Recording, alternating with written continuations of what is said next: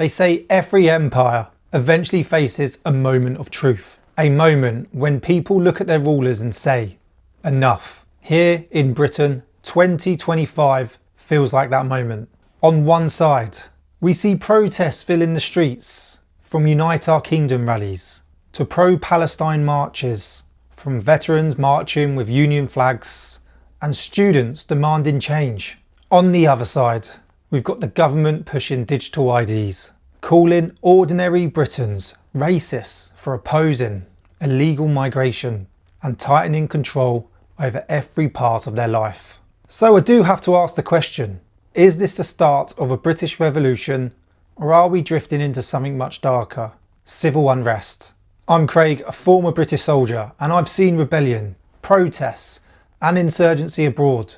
And when I look at my own country today, I see the same warning signs, the same energy, the same division, the same anger boiling just under the surface. We're going to break down why flags are flying in our towns and cities, why ordinary people are rejecting the elites, and why this movement could either be Britain's awakening or the spark that sets the country on fire.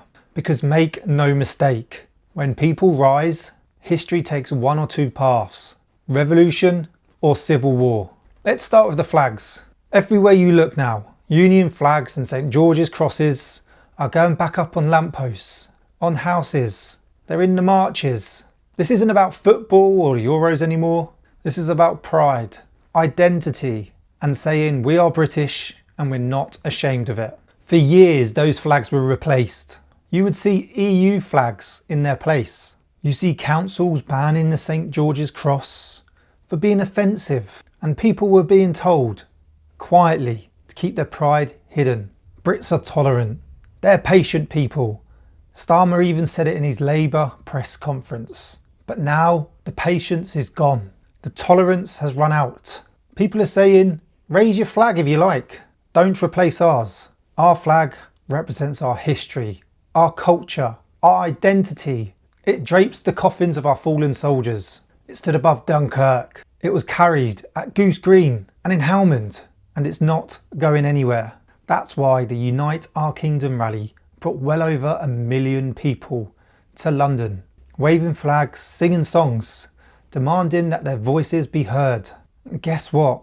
Only around 5,000 counter-protesters turned up. The numbers speak for themselves. It's not just nationalism, it's people's awakening. But what happens when people rise? The elites get nervous. And right now, Keir Starmer and his government are doing what every establishment does when the ground shifts.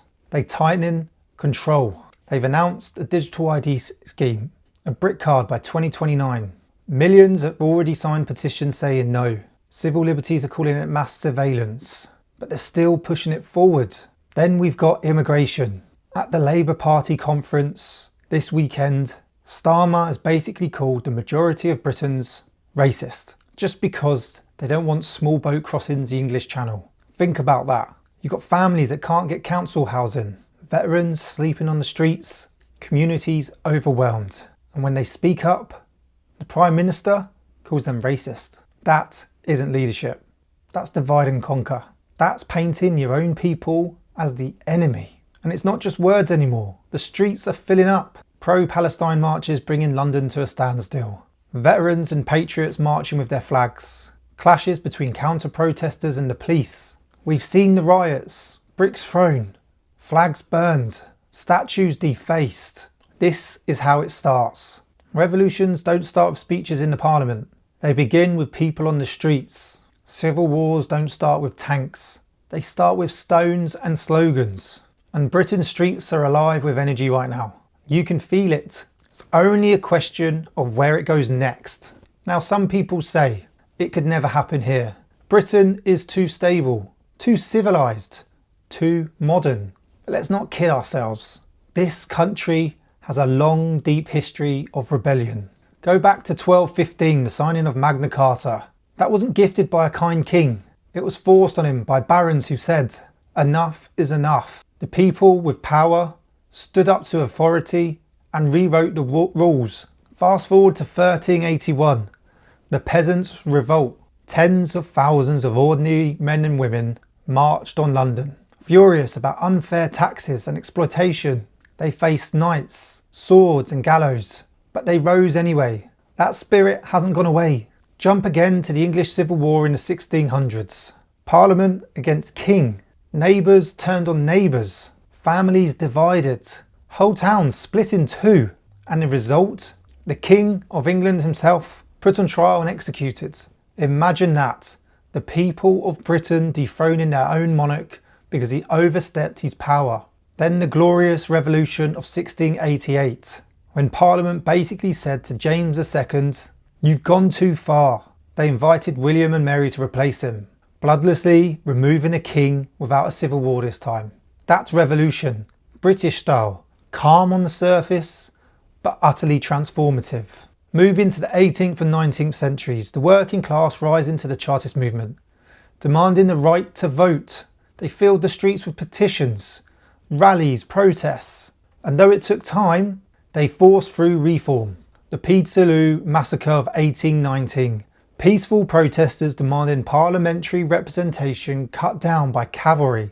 A tragedy, yes, but it shook the country to its core and fueled the push for democracy. The industrial strikes of the 19th and 20th centuries. From miners to dockers to railwaymen, whole industries shut down, paralysing the nation until Westminster had no choice but to listen.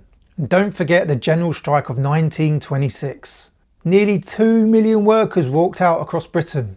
Trains stopped, factories halted, whole cities brought to a standstill. The government feared collapse. That's what organised resistance looks like. Even in modern times, the poll tax riots of 1990, hundreds of thousands took to the streets against Margaret Thatcher's community charge.